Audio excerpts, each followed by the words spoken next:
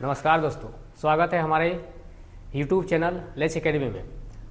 दोस्तों आज हम लेकर आए हैं आप लोगों के लिए क्लास 10th का मैथ्स, जिसमें हम लोग पढ़ेंगे वास्तविक संख्याएं। ठीक है, ये एक MCQ सीरीज रहेगा। हम MCQ के सीरीज से आपके थ्रू से आपका पूरा चैप्टर को रिवीजन करवाएंगे। ठीक है, ये आपका पूरा कंप्लीट मैथ्स का सीरीज चलने वाला है।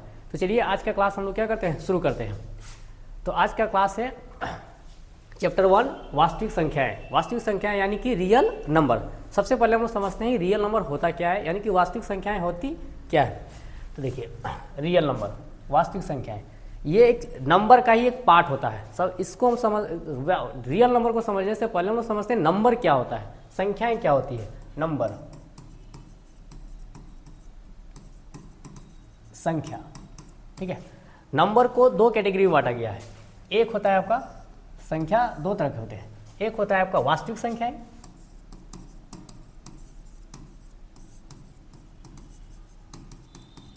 यानी कि रियल नंबर, और एक होता है आपका काल्पनिक संख्याएं,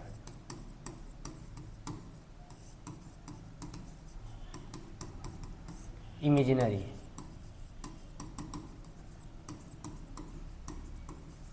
नंबर। ठीक है, वास्तविक संख्याएं, और एक हो गया आपका काल्पनिक संख्याएं। वास्तविक संख्याएं किसे कहते हैं? वो संख्याएं जिसे नंबर संख्या में डिनोट किया जाता हो, यानी कि वो संख्याएं जिसे नंबर संख्या में हम लोग लिखा जा सकता है, वैसे ही हम लोग कहते हैं वास्तविक संख्याएं। वैसी संख्याएं जिसे नंबर संख्या में नहीं लिखा जाएगा उसे कहेंगे हम लोग काल्पनिक संख्याएं। ठीक है, तो हम लोग को आज पढ़ना है, हमारे सिलेबस में है वास्तविक संख्याएं, रियल नंबर। काल्पनिक संख्या में पढ़ना नहीं है। किसी भी संख्या को हम लोग जैसे 1, 2, 3, -5, ये सारी संख्याएं हमारे क्या है, ये हमारे सारी संख्याएं वास्तविक संख्या होंगी। ठीक है, काल्पनिक संख्याएं,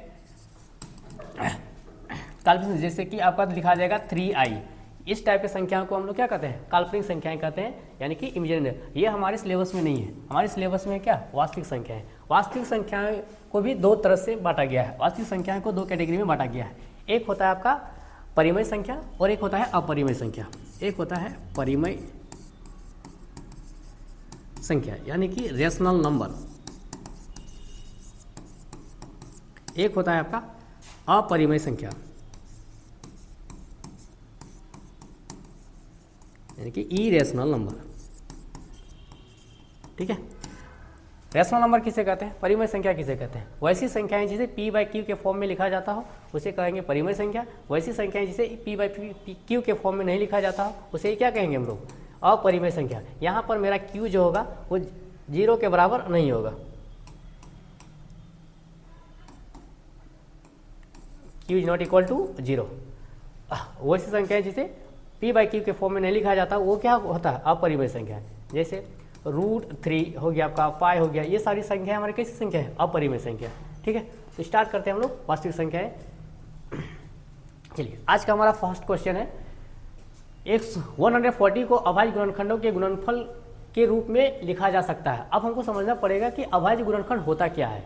सबसे पहले जानेंगे हम अभाज्य संख्या होता क्या है। ठीक है, अभाज्य संख्या प्राइम नंबर होता क्या है।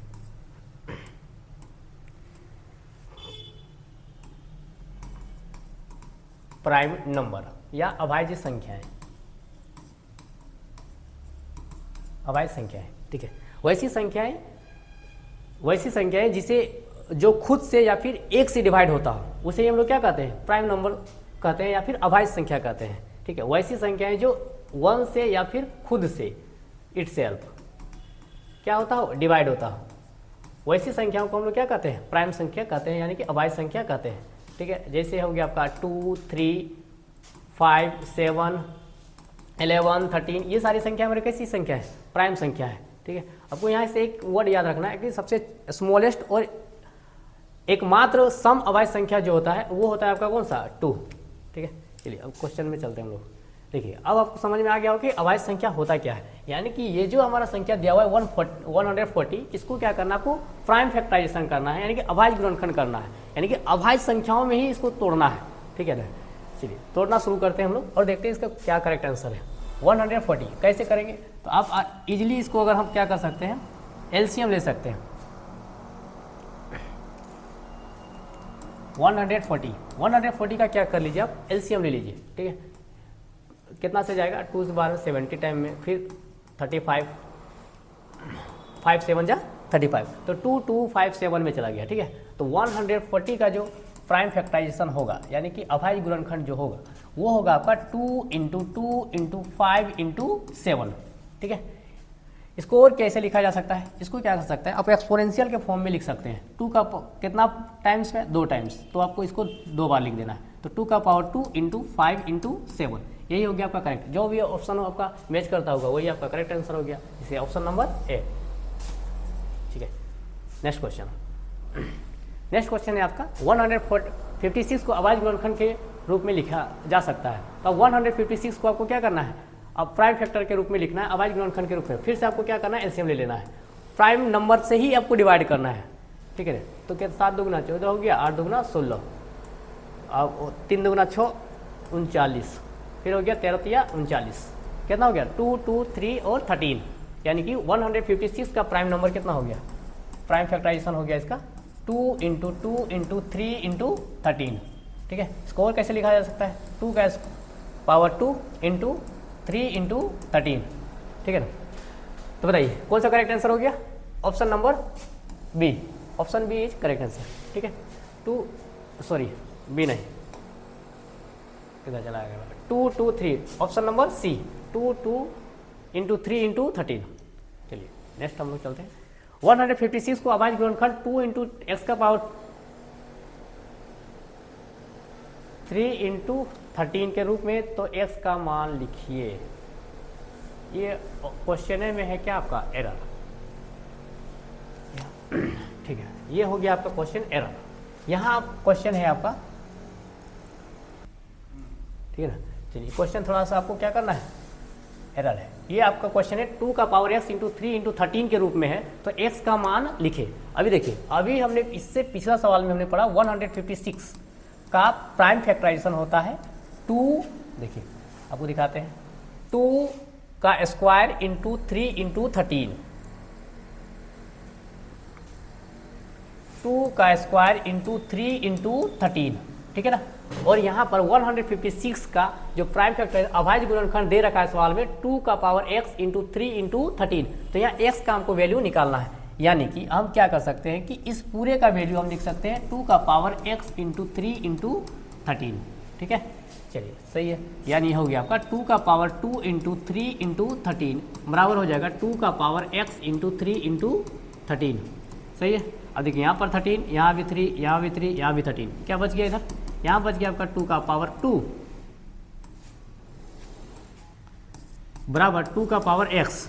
ठीक है, तो देखिए दोनों तरफ का LHS और RHS दोनों तरफ का बेस सेम हो गया, तो पावर भी क्या हो जाएगा आपका सेम, देयरफॉर क्या हो जाएगा x बराबर 2। तो कौन सा ऑप्शन करेक्ट हुआ, option number D. Next question, next है आपका, यदि HCF इतना है तो LCM का मान ज्ञात करें। देखिए आपको यहाँ एक फॉर्मूला याद रखना पड़ेगा। ठीक है ना, कोई भी दो संख्याओं का प्रोडक्ट जो होता है वो LCM और HCF के प्रोडक्ट के इक्वल होता है, यानी कि दो संख्याओं का प्रोडक्ट, दो संख्याओं का गुणनफल LCM और HCF के गुणनफल के बराबर होता है। आपको ये फॉर्मूला लिख लेना है। ठीक है ना, दो संख्या यानी कि प्रथम संख्या इनटू दूसरी संख्या बराबर होता है LCM × HCF। ठीक है, ये सूत्र होता है, आपको इसको याद रखना है। ठीक है ना, इसको क्या सकते हैं, फर्स्ट नंबर को अगर हम मान लेते हैं A, सेकेंड नंबर को हम मान लेते हैं B, तो क्या हो जाएगा आपका LCM × HCF। ठीक है, ऐसे याद रखना है। इसी फॉर्मूला से आपका ये बनेगा। देखिए क्या क्या दिया हुआ है, सो देखिए आपका दिया हुआ है, गिवन है आपका HCF क्या है आपका, HCF 2 है, दो संख्याएं आपका, मान लीजिए आपका एक संख्या आपका 510 और दूसरी संख्या आपका 92, तो पूछा है LCM ज्ञात कीजिए। कोई दिक्कत नहीं, हम क्या जानते हैं, क्योंकि first product of two numbers is equal to LCM × HCF, LCM गुना HCF। ठीक है, दो संख्या आपका क्या क्या है, 510 × 92, LCM क्या दे रखा है आपका 2, HCF क्या आपको करना है, सॉरी HCF दे रखा है, LCM हमको निकालना है, LCM निकालना है, HCF क्या दे रखा है आपका 2 दे रखा है। कटेगा तो काट दीजिए, देखते हैं करता है कितना बार में कट रहा है, 4 2 8 और 6 2 12, यानी कि 510 × कितना आ गया 46। अब दोनों को आपको क्या करना है, मल्टीप्लाई करना है, जो आएगा वही आपका क्या हो जाएगा LCM। Therefore LCM is equal to हो जाएगा 510 इंटू 46, दोनों को मल्टीप्लाई करना होगा। 510 इंटू 46 कर दीजिए फटाफट, 0420 कितना गया 23460, 23460, 23460 ऑप्शन नंबर है। चलिए नेक्स्ट, धनात्मक संख्या 6³ + 5 के रूप की है तो यह संख्या क्या है, एक सम है, विषम है या अपरिमेय है। तो यह संख्या आपका कैसी संख्या है, कोई भी आपका पॉजिटिव संख्या जो इस फॉर्म में हो 6³ + 5 के रूप में हो तो यह संख्या आपका एक अपरिमेय संख्या होगा। नेक्स्ट, दो धनात्मक पूर्णांक a तथा b दिए रहने पर यदि अद्वितीय पूर्ण संख्याएं q और r विद्यमान है तो कौन सा कथन सही है। ठीक है, आपको यूक्लिड विभाजन आप पढ़े होंगे और समझते होंगे, और नहीं जानते तो हम अभी लिखने जा रहे हैं। ठीक है ना, और समझिए थोड़ा सा इसको। यूक्लिड विभाजन में क्या कहता है कि कोई भी आपका जो भाज्य होता है, भाज्य बराबर क्या होता है, भाज्य बराबर होता है भाजक गुणे भागफल प्लस शेषफल। ठीक है ना, यानी कि एक सूत्र आपको याद रखना है, भाज्य बराबर भाजक गुना भागफल, भाज्य बराबर भाजक गुना भागफल प्लस शेषफल। ठीक है, भाज्य बराबर भाजक गुना भागफल प्लस शेषफल। अब इसे देहाती तरीके से समझिए आराम से। बीच वाला को क्या होता है भाई, बीच वाला होता है आपका भाज्य, बीच वाला क्या होता है आपका भाज्य, बगल वाला क्या होता है जिससे डिवाइड किया जाता है वो होता है आपका भाजक। ठीक है, बगल वाला क्या होता है जिस भागफल, और नीचे क्या बचता है मेरा, नीचे बचता है आपका शेषफल।